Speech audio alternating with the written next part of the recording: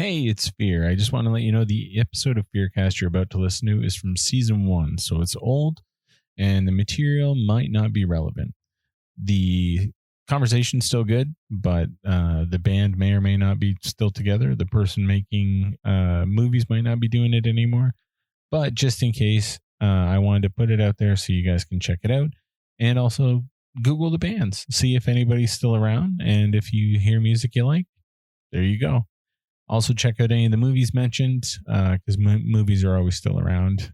Well, I guess unless they pull them away. Anyway, it's an older episode, but a good episode, so I wanted to put it out. Stay tuned, nftfyb.com for everything new. And I hope you come back and enjoy season 2. We're getting some new guests and getting this thing going. So check out the other podcasts, Talk Life Pod, A and Way, and of course, FEARcast. So run along, kiddies. Are you ready?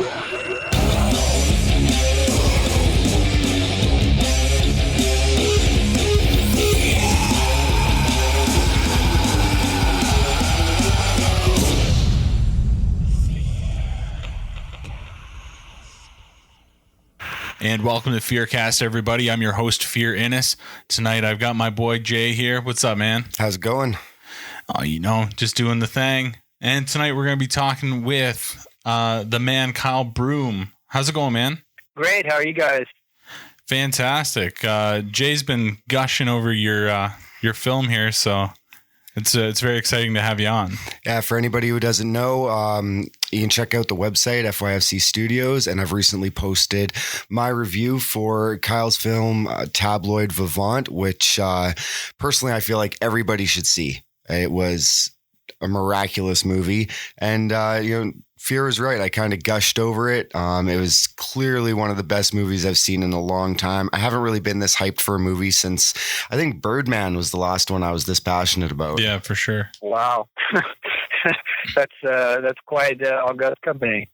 It's good to have you on the show. We've been, like I said, I've been kind of gushing over the movie, and we've been looking forward to discussing it with someone for quite some time now.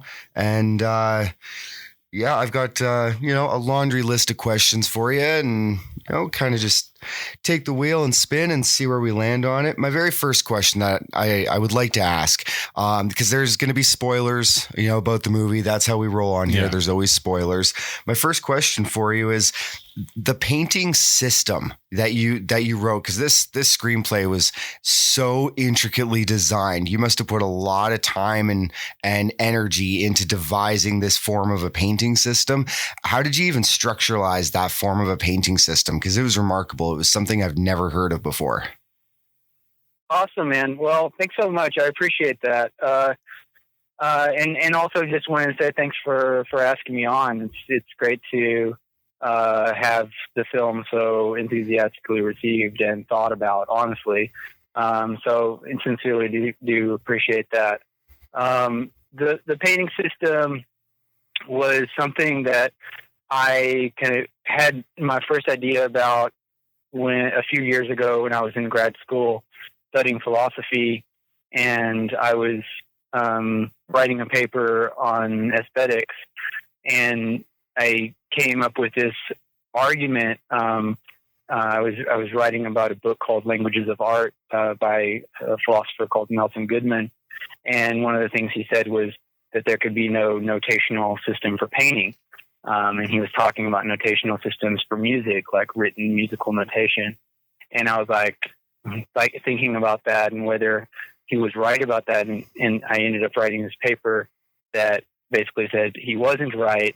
And here's an example of why he's not right. And I developed the painting system as a consequence of that. And so it really came out of this philosophy paper that I wrote in graduate school years ago. And the thing that I always liked about the painting system was that, you could have the same score for multiple paintings, and those paintings all look different, even though they're from the same score. And the thing I didn't like about the painting system was like something that you actually paint with, because I did do a few paintings this way, is that they take forever, and to make. And so, you can make a couple of them, but it's going to take forever to really see that you can have all this change within the painting system, even though they're all from the same score. And so I thought of how to incorporate that into a film where actually, if you created the paintings digitally, you could see a bunch of them in a row, and then those would be frames of a film, and you'd see the transformation before your eyes. So that's sort of where the whole thing came from.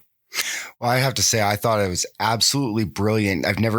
Nobody's ever seen anything like it, to have something that's rather two-dimensional, like a painting, and then have it set to like a score, like music, to something that comes to life as you progress on it. It was really, really unique. And I have to say, man, I was super, super impressed by just the whole idea behind it. I'm not huge into like the art scene. I know a little bit to get by. I'm sure I can probably go into a museum or two and have a conversation and not look like a complete moron. But this was something I'd never even touched on. I don't think anybody really has, because it was your organic idea. It was a masterpiece of an idea. Like it kind of took me by surprise. I was not expecting it from the film. To be perfectly honest, when I saw, because we got a screener sent to us. Yeah. And when I looked at the thumbnail picture of it, it was that picture of Tamsin Brown when she's got her makeup all dolled nearing the end of the film there. And a couple of the tag photos, were from the Black Dahlia moments in the movie. So I thought I was sitting down to a horror movie. Yeah.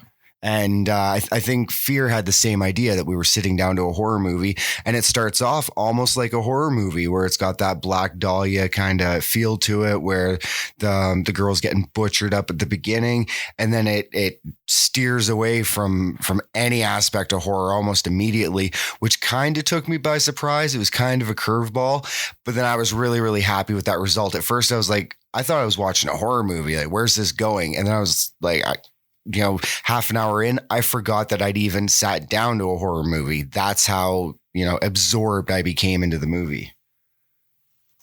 Wow. I mean, I really appreciate that. The thing that you said about going into a museum really struck me, because, one of the things that I'm trying to do in the film and in my work in general is to criticize the institutions that are responsible for, the dissemination and appreciation and consumption of art, of all types of art. I'm trying to criticize Hollywood. I'm trying to criticize the mainstream art institutions. The fact that you said that, this isn't something that's usually on your radar, but that you really connected with it is very touching to me, because I'm trying to do a kind of art film in a genre, because I think that people who are interested in horror, or people who are interested in genre films generally, are quite sophisticated and sensitive to aesthetic. The aesthetic features of a film, and that's the kind of audience that I want. Someone who's open to ideas and things, and also quite sensitive and picks up on things. So that's really great to hear. Well, and that's one thing I really liked about the character Maximilian, the artist in the movie, because for the most part, from what I understand, in the art community, your typical, quote unquote, starving artist, they're passionate about their work, but they're also very closed-minded about expressing it and sharing it with the public. I mean, they all want exhibits, they all want to get paid, but at the end of the day, they don't want their work corrupted or institutionalized or taken for something outside of the meaning that they've intended it for. Whereas Jesse Woodrow's character and the way he portrayed the character, it was almost like he was, craving to become part of the society, part of the establishment. He wanted his work out there. He wanted it bolstered across all media platforms. He was still really intertwined with his painting system and making sure that his art remained true to himself, but at the same time was willing to just sell it all off at the drop of a hat if it meant that he was going to, make that critically acclaimed plateau, like he was going to reach that point of fame.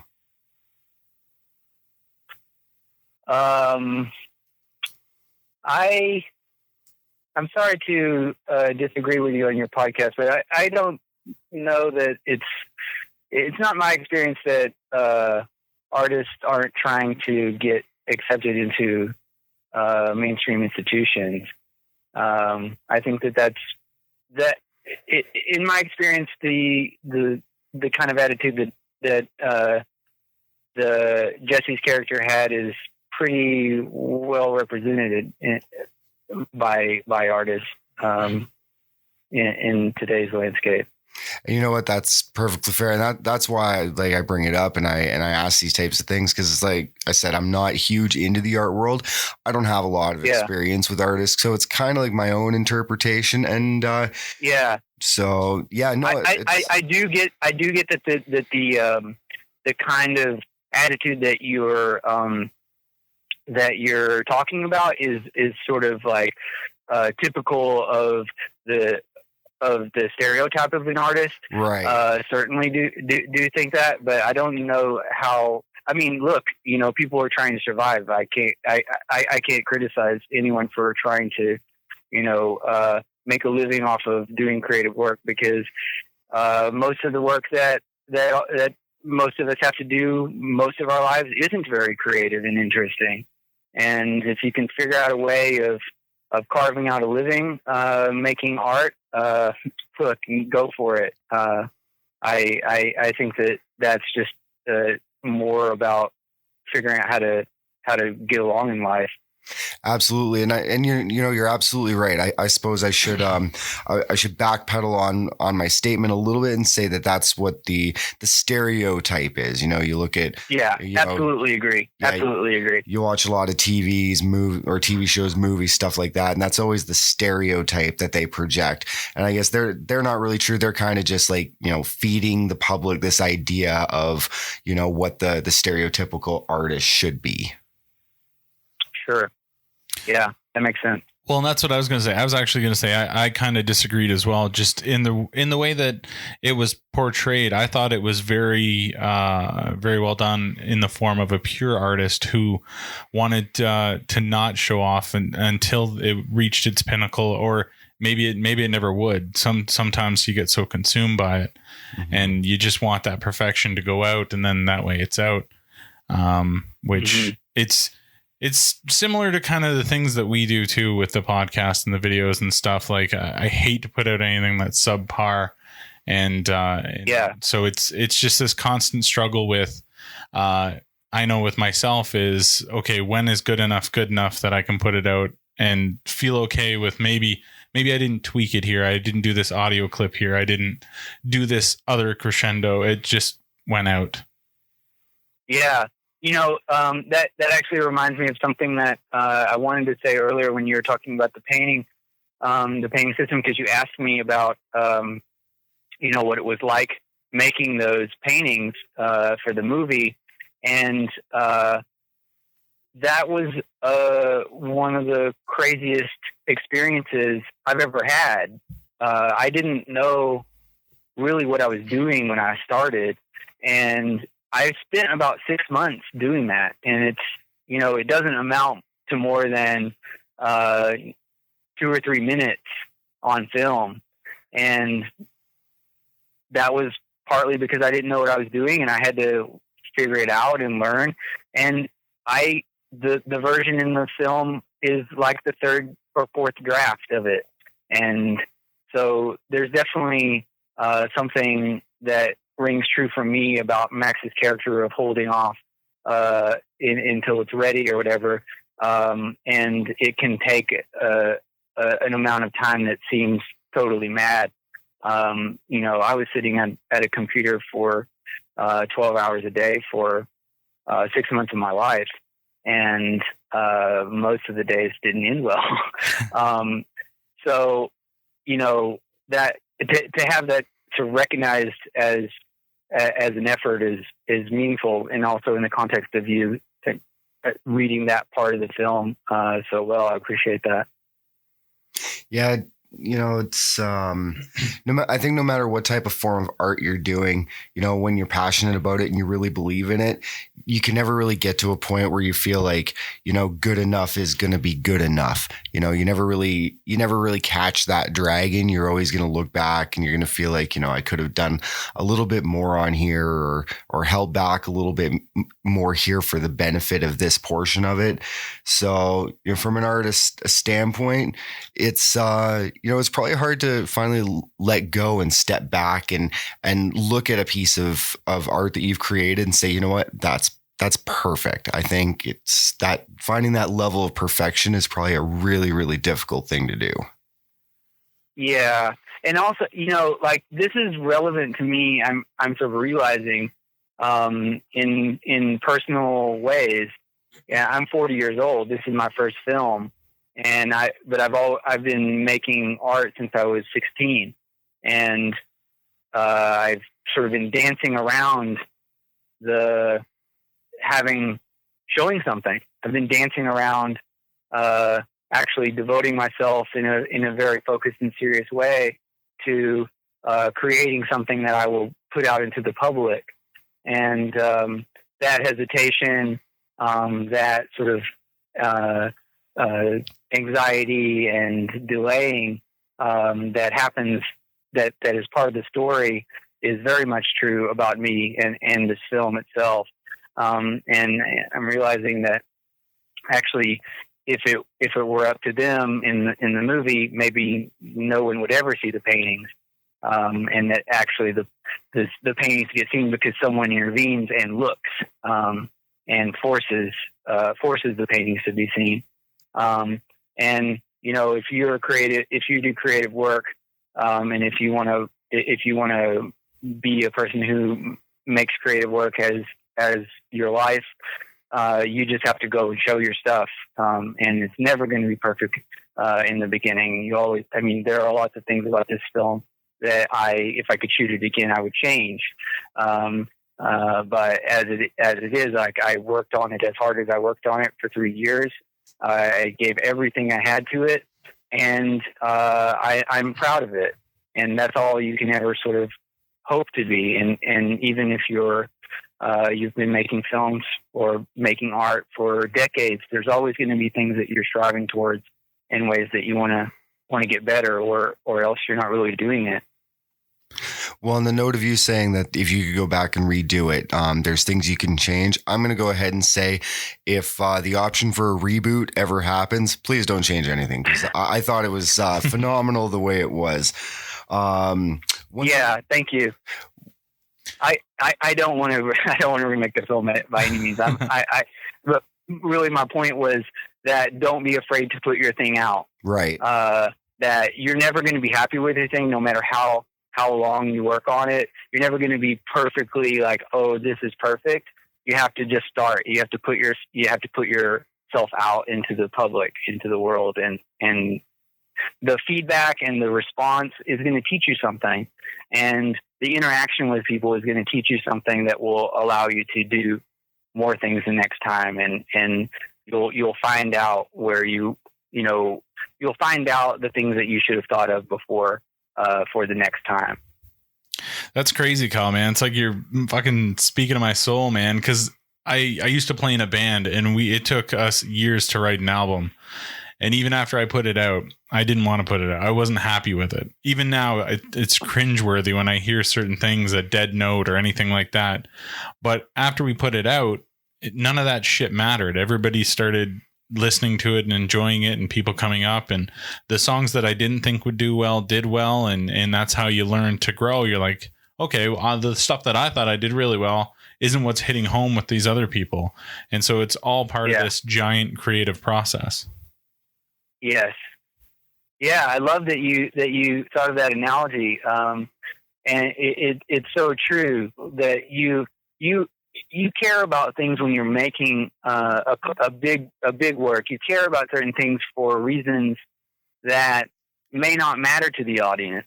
You know, one of the things that we've gotten as a reception for this film is that, you know, people think the first half is slow and then it picks up in the middle.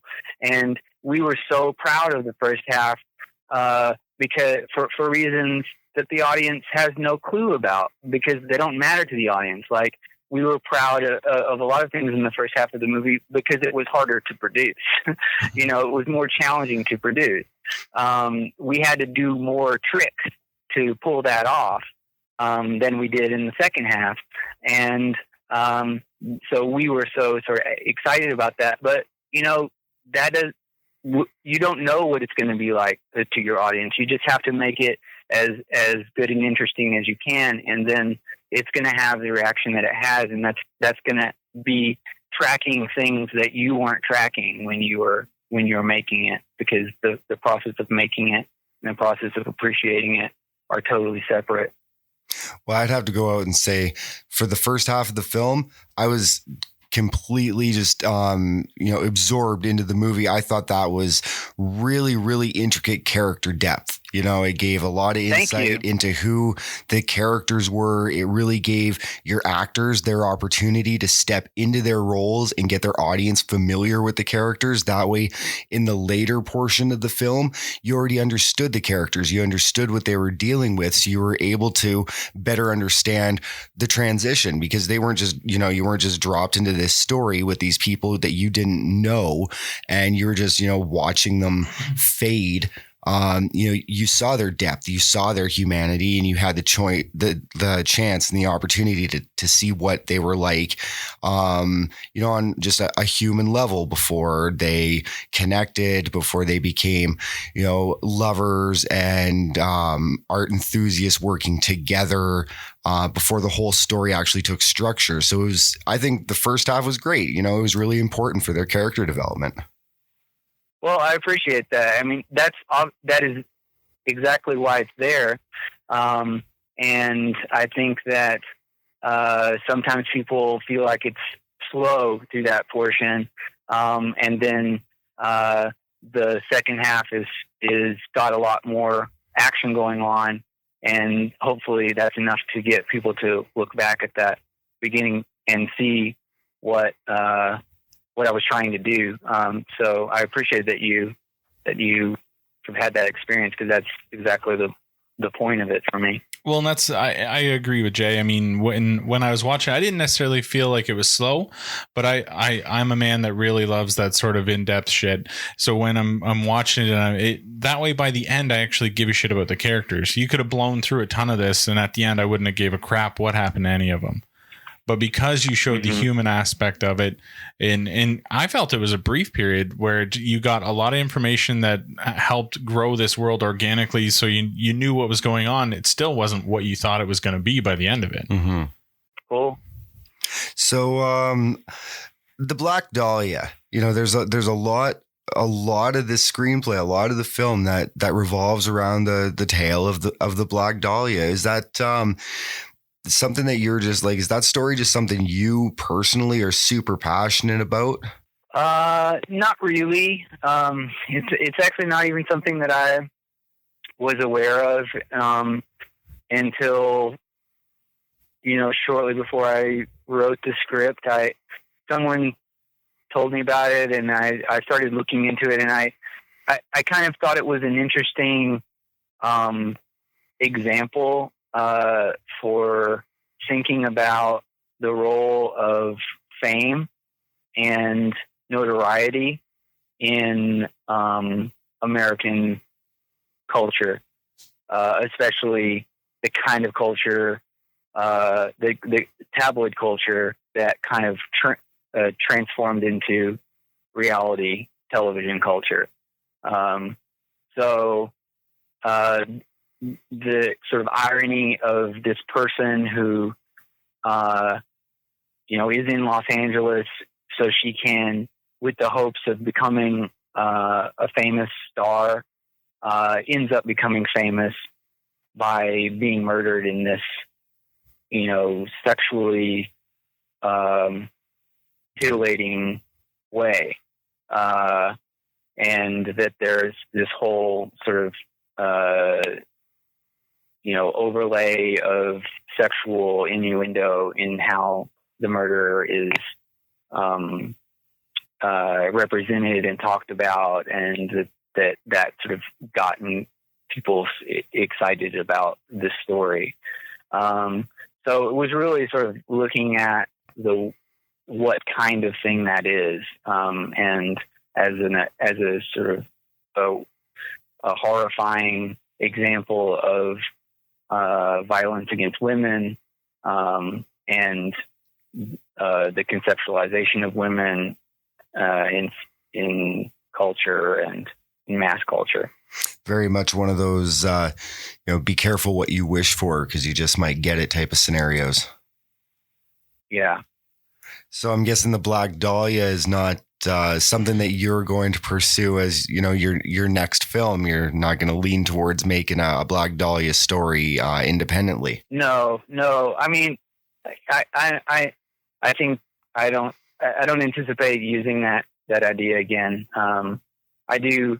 I think that all the projects that I'm interested in have in some way to do with the media and the influence of media on society, but not particularly with the Black Dahlia.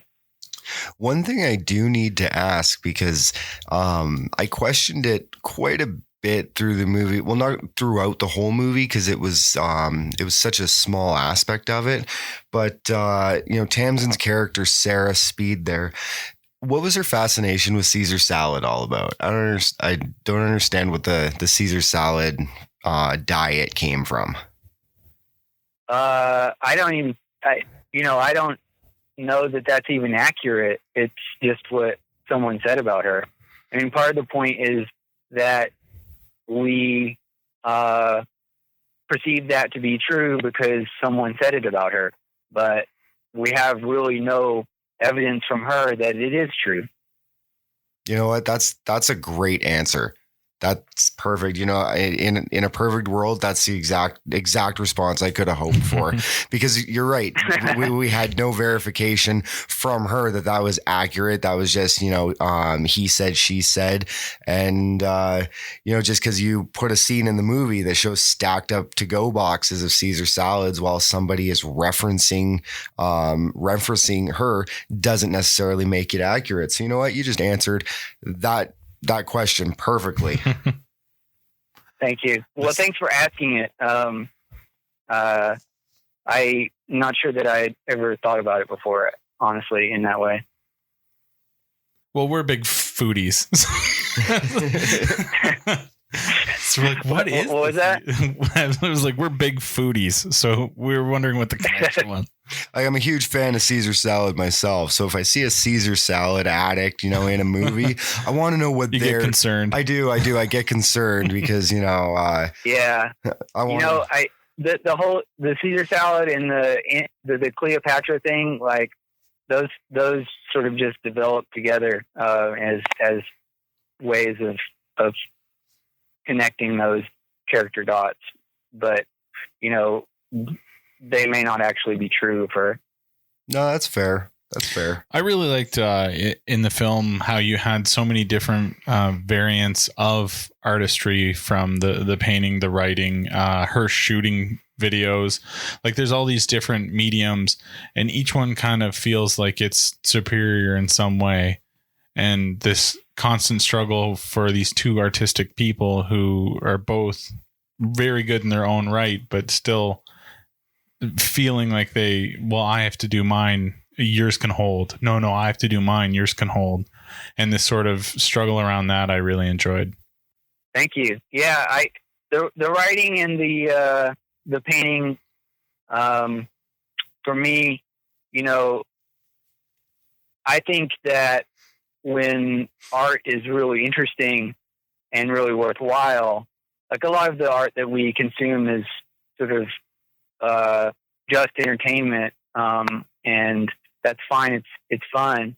But when art is really doing something special and something that is, what we should hope for in our culture, it has to do with understanding and having some engagement, some kind of revealing engagement with reality.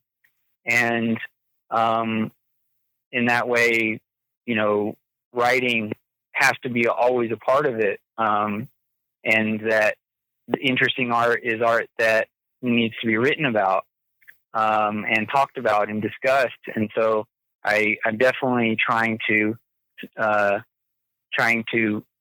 talk about that relationship between people who create art and people who devote effort and time to talking and writing about art, and that those sides need to see one another as, in some sense, antagonistic collaborators, and holding one another to as high a standard as possible. So I was trying to sort of enact that conflict, that productive kind of conflict in the two, saying, "Oh no, it's my turn," or "Mine's more important than yours," and that kind of thing. Well, and along those lines, in gearing up for this interview, I did a decent amount of research on both your lead actors there, and Tamsin Brown. She, she's got some pretty good footnotes in her career. Actress, artist, activist, more or less just to pull that directly from her profile. But the truth is, she appears to have had a bit of a foot in the door when it came to the art community. I couldn't really find a whole lot on the art community as far as Jessie goes, but they, as portrayed on the screen, they had really, really good chemistry together as artist and art critic. Was that something that just came super organically to both of them? Or did you have to work with Jesse and bring him up to speed on, his portrayal of the artist and how the artist is going to work with the critic? Because it's a difficult situation, because the artist and the art critic, like you and Fierce said, they had this attitude like, well, mine's more important, yours can wait. No, mine's more important, yours can wait. But at the same time, they're also lovers in the film, and they're trying to work together while still promote their passion on top of each other's passion. Yeah. So you're right about Tamsin. She has a background in art. She went to art school, I believe. She went to art school, and she has done visual art her whole life. So there were a lot of things about the ideas that she and I were able to connect with, and she really sort of understood what I was trying to talk about. And Jesse, he's just he's nothing like that. He's very much a charismatic actor, and all of the artist is coming from Jesse being an actor, really, who is just coming with this incredible charisma and energy. So I tried to actually exacerbate the differences between the two.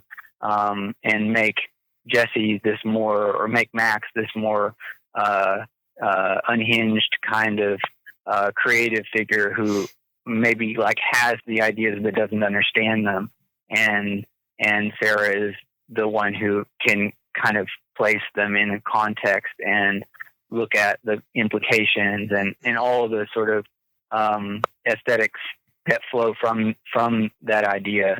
Can be analyzed by Sarah, and so it was helpful that they, as actors, were different in that way, and I definitely saw that difference and tried to use it to my advantage in how I was shaping the characters. Because I mean, I wrote these characters, but really they did not exist in anything like the way they do now until Jesse and Tamsin brought them to life.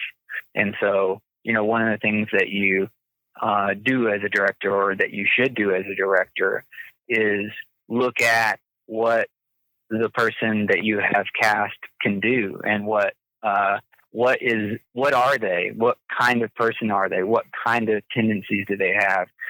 What kinds of experiences and feelings do they have? How can you shape those into the character that you have on the page, and use those things that are there in the person to make the character on the page come to life in a particular kind of way? Because there's a big range of ways that these roles could have been played, and I think that I got very fortunate to have found both of them, and for the two of them to have these qualities that really gave life to the characters in ways that I don't think other actors could have. Well, I think Jesse did, a phenomenal job, under your direction. You're right, bringing that aspect of his character to life, with having the idea, but not being able to physically explain it or physically express it, just not being able to unlock that box. It's all there. And I think at some point, along the lines, everybody knows that feeling, like having a picture in your mind, but as soon as you put the pen to paper, you're just drawing a smiley face. You can't get that actual image in your mind onto the paper. You hear a tune in your mind, but you can't strum it on the guitar the way that, you'd intended to. So Jesse really, really portrayed that aspect of the character very well. I mean, I was incredibly impressed with both of their performance, start to finish. I think I'm even made note in my review there that Jesse's portrayal of the character, his performance was nearly Oscar worthy. I was super, super impressed with the work that they did. Thank you. Yeah, I'm so proud of having them in my movie and for the work that they did. It's, we've had a lot of reviews, and most of them have been positive. But I think all of them, even the ones that didn't like the movie, praised the actors. And it's something that I'm really proud of, about the movie, for sure. Well, the next time you get a review and someone says they don't like it, you send them to me. I'll take care of them. Yeah, we'll take care of them for you. Thank you so much. Well, no, and that's so this how it kind of works over here is Jay will watch a movie and then he'll let me know if he likes it, and then we'll kind of do it, and then we'll do a podcast about it. And he was so head over heels about this one, and I was like, okay, well, tell me a little bit about it. And he's like, okay, it's not a horror film. And I'm like, what? He's like, yeah, it's kind of artsy, but you got to watch it. And so I was a little hesitant at first. And, but then I sat down, I watched it. And by the end of it, I was like, son of a bitch, he's right. This is really fucking good. And, awesome. He hates it when I'm right. I do hate it when he's right. When I'm right. But the film is fantastic, and I wouldn't change anything, but there is a piece of me that would have loved about 20 minutes longer, because we were really starting to get into the depth of darkness where he's painting her while she's sleeping. He's got to figure out how to get her mouth closed, and like we're really starting to slip down that rabbit hole, and I think I would have loved to have ventured a little further down into that. Right, such an amazing scene. Interesting. Yeah, it's not a bad idea. I mean, it didn't occur to me to go farther in that direction, but if it had, I might have done it. No, I don't blame you. And from our side of it, just as the watcher and lover of the film, like I started thinking about how that would have gone, I honestly think like if we had gotten a little bit more of that and he had super hot glued her mouth shut, I think there's a sick part of her that would have been okay with it. Right. Yeah, no, I totally agree because she was nearing the end. She had given up and not given up, but had given all of herself to the painting and to Jesse and to Max and to everything they were trying to accomplish. I totally agree. I feel like by the end, she would have gone along with it. She would have been okay with getting her mouth hot glued closed. Uh-huh. I don't think she would have been okay with it. I think she might have persevered through it and still gotten the end of her story. Okay, well, it's kind of a gray area. I've been okay with it, persevered through it. It's it might have been the end of the relationship, but I think she would have let him do it. Right. But again, that's just us. I mean, at this point, you feel like we feel like we own the characters, right? We'd love to see them do more. We'd love to. No, I love it. So, yeah, man, I don't know. I appreciate that. 100% thank you for making art like this. That gets us talking, gets us interested in it. And like I said, like he was so over the top. Even just the review he wrote, I was like, you wrote this? Like, yeah, I got that a lot. I've had a lot of people who have read the review. They're like, really? You wrote this? I'm like, you know what? I'm good at what I do. Thank you. I spent 45 minutes just seeing if you plagiarized it from somewhere. Right. Yeah. And I didn't. You couldn't find nothing. No, it was definitely its own voice. And I also have to say, you guys are awesome. I don't know what your usual podcast is like exactly, but, do you always talk about, aesthetics and abstract questions about art? Because this is an awesome podcast. Definitely the best one I've been on. To be brutally honest, we talk about whatever's in our minds. We talk about whatever's in our hearts, and we really just try to bounce back and forth off each other and off whoever the guest is. We'll both come in with a couple of footnotes on things that we want to bring up. Like literally looking at my book here, I have Caesar salad with a question mark beside it. And so that's just something I wanted to bring up. But for the most part, we don't come in too educated. Not overly educated anyway, because we just want it organic. We just want to, true questions, true answers. And especially with your film, you'd never know what to look at me, mostly because you can't see me. But I'm a big tattooed guy. Everyone kind of looks at me thug life. I listen to rap music.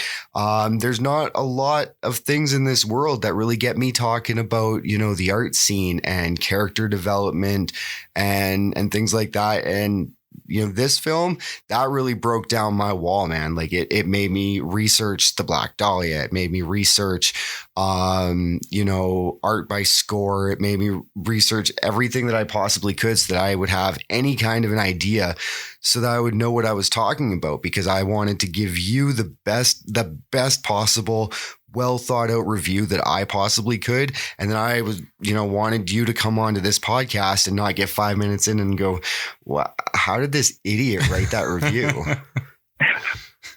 No, man, I really appreciate that. Seriously, it's, having someone look at my film and think about it and want to, learn something is making my life right now. That's awesome, man. Yeah, there's probably a lot of followers of ours that are going to listen to this and be like, where's all the dick and fart jokes? What the hell happened? And that's exactly what's going to happen. They're going to be like, are you sure this is a FEARCast? This doesn't sound like they'll probably delete it, re-download it. I got the wrong one.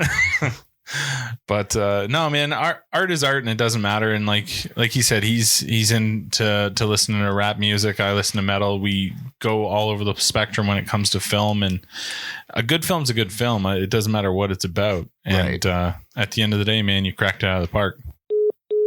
Oh, we did lose him. Oh, we lost him. Did he hang up on us? You got sick of our shit. It's like dick and fart joke. Come out of here. Yeah. Click. Whose fucking deal was this? Maybe his phone died. That's why you gotta have it plugged in.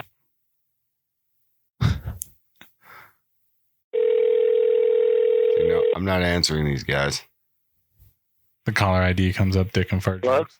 Hey, I think we Hey, lost sorry you. about that. I'm not. It might have been my fault. I'm not sure. Oh, it was definitely your fault. I'm just kidding, man. No, that's awesome. Well, I mean, this was fantastic. So what's next for you? What are you working on now? So I'm nearly ready to start raising money for my next feature. I've been working on a script for the last year. It's going to be a horror science fiction. Now you've piqued our interest. What's that? I said, now you've piqued our interest. Horror science fiction. Now you've definitely got us listening. So yeah, the title's Goldilocks, and it's about a woman whose social media accounts take over her life and impersonate her, and that's kind of all I want to say about the script right now. But I'm nearly ready to put it out, and I'm very excited about it. Filmmaking for me is always a process of learning, and I learned so much from making Tabloid Vivant, and I sort of feel like I have making another step with this new script that I have not made before in my writing and my storytelling. So I'm super excited, and I think that it could be a really great movie. So I'm looking forward to getting that out there. I've been working on it, as I said, for the past year, and we're just doing the final sort of edits on the script before we reach out to investors. But that's where we are. Well, I'll be the first to say if your next film is even half as good as your last film, then please don't hesitate to reach out to me, at least if there's anything that I can do to help get your next film off the ground. I'm fairly confident I can speak for FYFC Studios and say we're going to push, of course, this interview and Tabloid Vivant through our social media, through our site, as we've been doing up to this point. And we're going to continue to do so. So like I said, if there's anything that we can do to help get your next project off the ground, please don't hesitate to reach out. I mean, you've got our numbers and our Twitters, and we'll do anything and everything we can possibly do aside from giving you money, because we don't have any. The life of a podcaster, right? That is awesome, man. Thank you so much. No, 100%. Yeah, for sure, man. You've got a couple of fans over here, so we'll back you any way we can.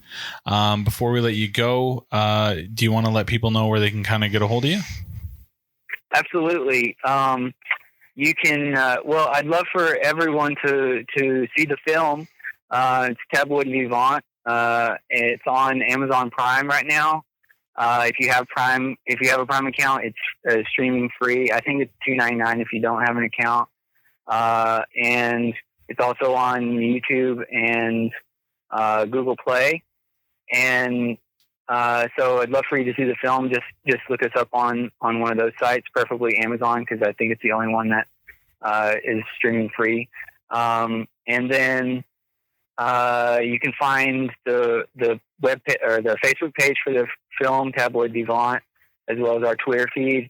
And you can also look me up on Twitter at KW Broom, KWBROOM.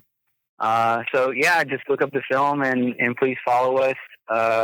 We're gradually and steadily building an audience, and we're trying to, work somehow in this weird filmmaking system while also making things that aren't quite fitting in. And so, hopefully we'll be able to build an audience over time that will allow us to do that.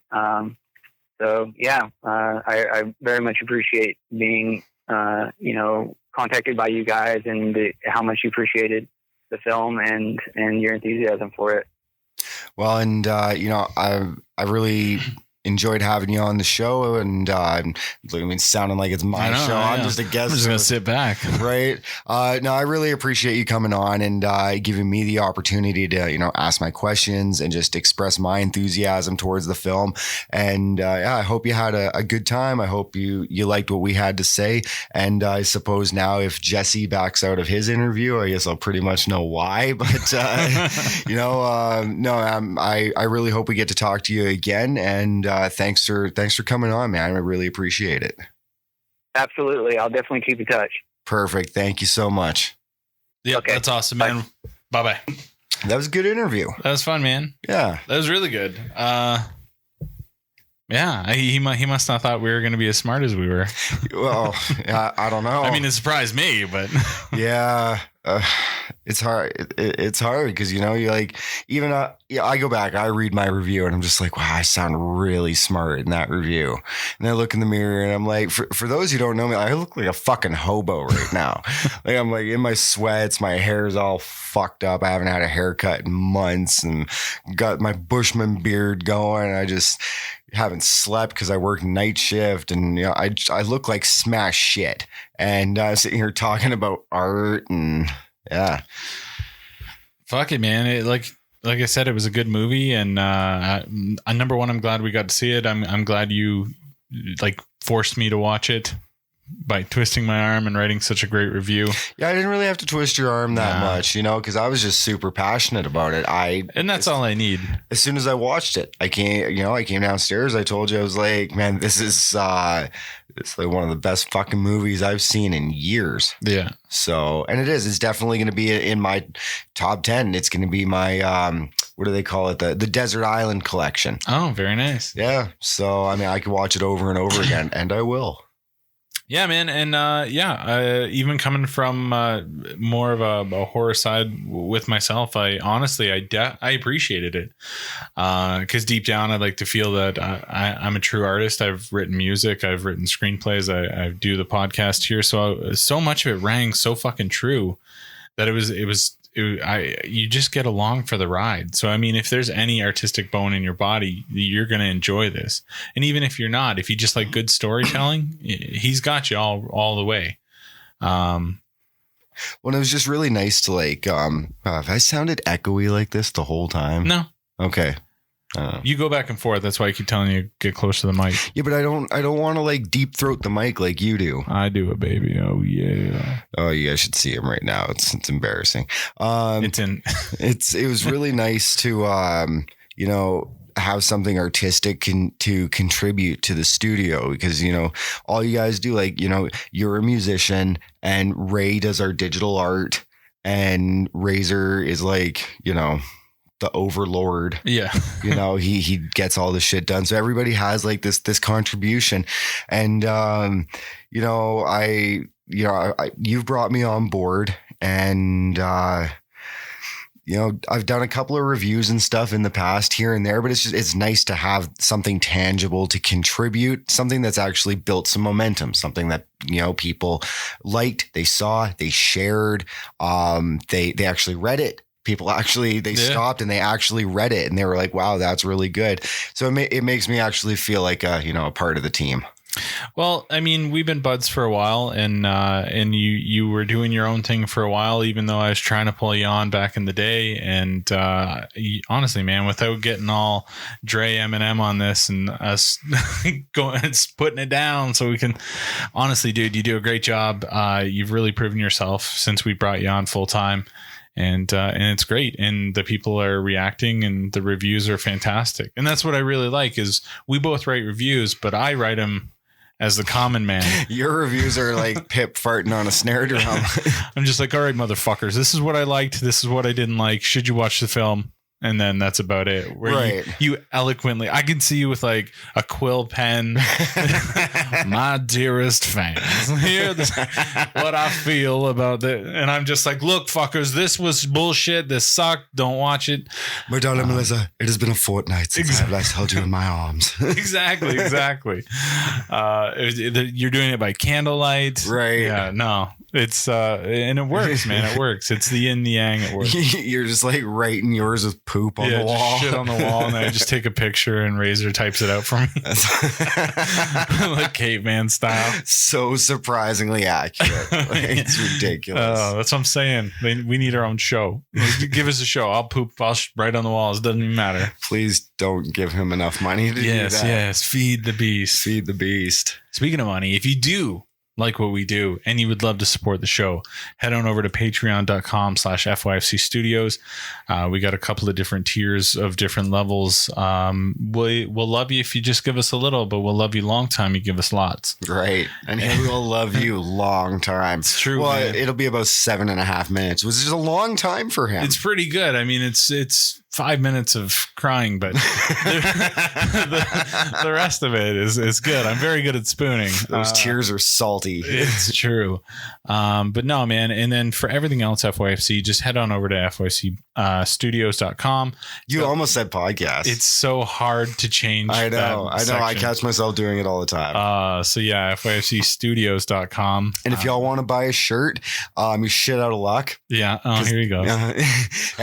Hey, Razor needs to listen to this. He won't because he doesn't listen to FEARCast because he's a jealous douche. No, he'll listen to this. Oh, good. He listens to everyone, and then he critiques the fuck out of me. All right, that's awesome. So he's gonna hear me call him a jealous douche. Yeah, that's awesome. Be prepared. Okay, so this is probably the last you're gonna hear of FEARCast, Jay. Because you got to think about it. The champ talked a lot of shit about him, and then on the last episode, he got a new theme song. So just be weary of what you do. Yeah, I don't have a theme song. No, but chances are he's gonna make you sound like a squirrel or something. Yeah, I don't care. Y'all motherfuckers want to see my nuts.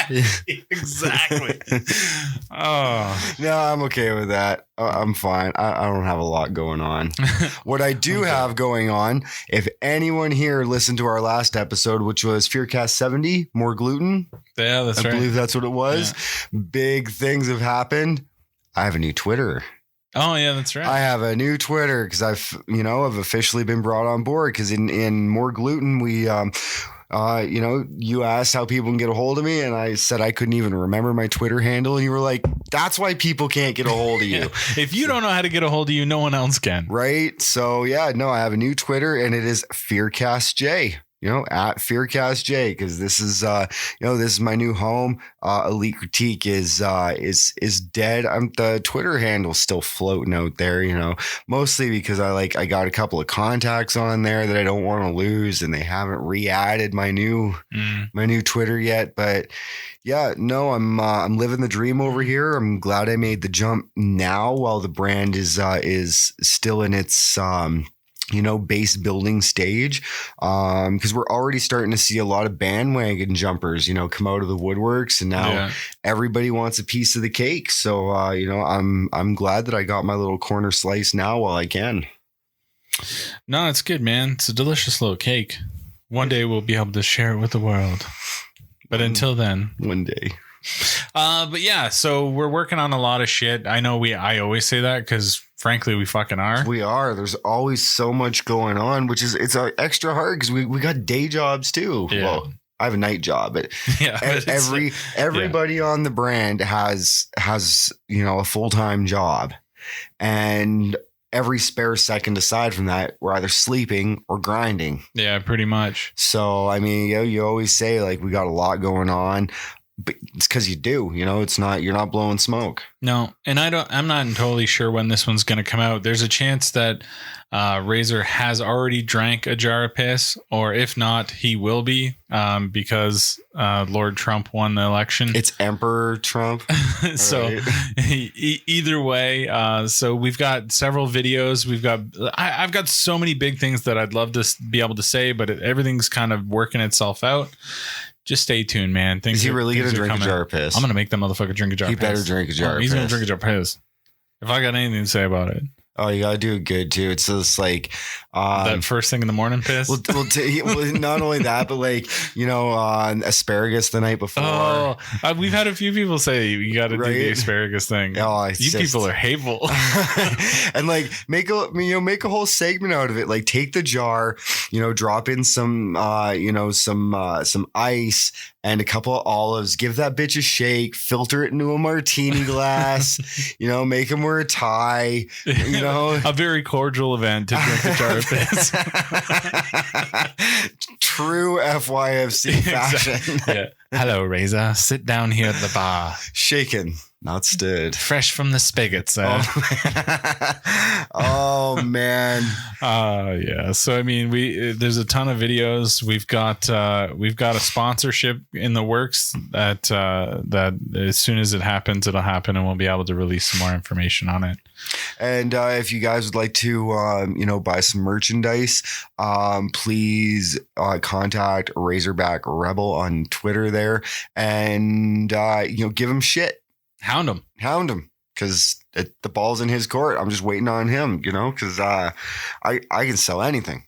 Make all motherfuckers buy whatever I want. Ooh. It's true story. But no, we're in the process of, heading towards I think we're going to go the crowdfunding route. Possibly. Yeah, there's a possibility. Support the brand. We love you. And, it's time you start giving back, because we give you guys all that we got. And, I feel that's fair.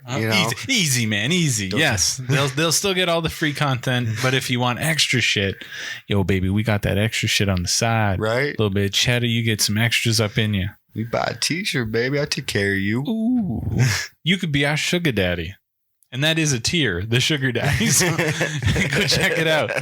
And there's a ton of things that you get for every tier that you purchase. What are these tiers? Are these at Patreon? These are on the Patreon. Yeah. There we go. Yeah. So patreon.com/FYFC Studios. And yeah, everything's got, oh my God, we've already started talking about the FIFMIS episode and some things that we want to do. I don't want to talk about the FIFMIS episode. I know you've already been banned from it. I don't know why. I didn't deserve that. Look, man, I'll see what I can do with the big guy. No, I'll be in Europe. Oh, I'll be in Europe. Fuck you guys. You guys had your chance. Oh. So I booked a ticket to Europe. Oh. You can kiss my ass. Oh, you can Skype from Europe, bitch. I'm not gonna. Oh, okay, you grinchy bastard. That's right. That's fine. I'm like the Grinch mixed with Ebenezer Scrooge.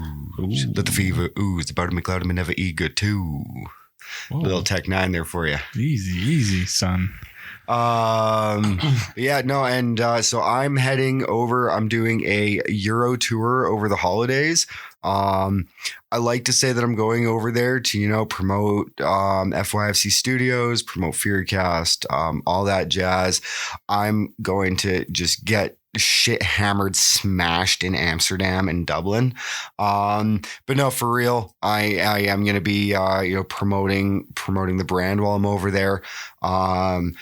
Got a little bit of merch to give away, and I'm going to be looking towards possibly getting a GoPro, linking it to my phone, all that, so we can just do some live promotions.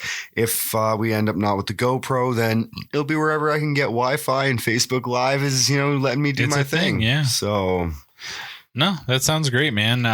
Yeah, like you said, we got our stickers. Stickers come in. So next time I come up, I'll bring your stacks. And so if you're in that area and you see a man running around with FYFC gear, buy him a drink. That's right. Definitely buy me a drink. And he'll hook you up with some swag. Thanks, man. Thanks for coming on the show. This was a lot of fun. It's always a lot of fun. It's always a lot of fun. It's never not fun. It may not be always good. Yeah, or entertaining. But it's always fun. It's always fun. Yeah, we always have fun. Cool, man. Well, Jay, thanks a lot for being on. Big thanks to Kyle Broom for coming on. Big thanks for making a fucking awesome film. But then everybody, Tabloid Vivant, watch it. Check it out. Really I'm gonna try to do all the links in this post. So head on over to the website and you'll be able to click on all that shit. It'll take you right there. Yeah, thanks for making the movie. Thanks for coming on. Hopefully we can get some of these stars on here and talk to them as well, because they did a fantastic job. But that, like I said, I got Jesse Woodrow. I've been in the works with him, so cool. He's supposed to be up next. Sounds good, man. So in the meantime, when you're not watching that flick, I hope you're listening to FYFC's podcast, man. Enjoy. Now run along, kiddies. Hey guys, it's Fear from FYFC Studios. I really hope you're enjoying Talk Life, FEARCast, or A&Way. Plus, there's always lots of entertainment over on our website. Because I'm a cannabis advocate and often forget things, I wanted to make a little bumper to get you fine folks to head over to nftfyb.com. No fucking time for your bullshit. That's how we do. Again, that's www.nftfyb.com. Feel free to reach out on any social media. We're always looking for cool people to talk to, get somebody else's opinion on something, crazy stories you see in the news that you'd love to see us react to. Look, we'll probably never be consistent, but we'll always be entertaining. Thank you for listening one last time. NFTFYB.com.